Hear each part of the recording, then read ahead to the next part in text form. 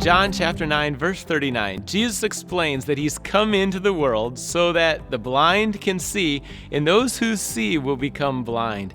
Now, the religious leaders heard this, and they knew he was talking about them, so they said, "Are we blind too?" And they were stubborn, they had denial, and they had pride. Do you ever get stuck in that trap of being stubborn, denial, and pride? That's the language of the Pharisees, and so they didn't want to own up to their own sin and rebellion.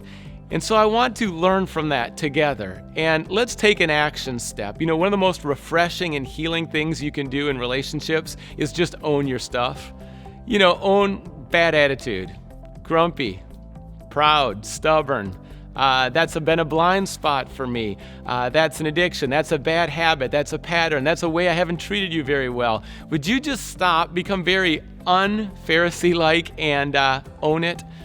In fact, confess it to God, confess it to someone else, build that bridge, build that bond again. There's probably distance there because until there's openness and honesty and things get real, walls are up in relationships. So humility and confession, it breaks down that denial, that pride, that stubbornness, and that's where real restoration happens.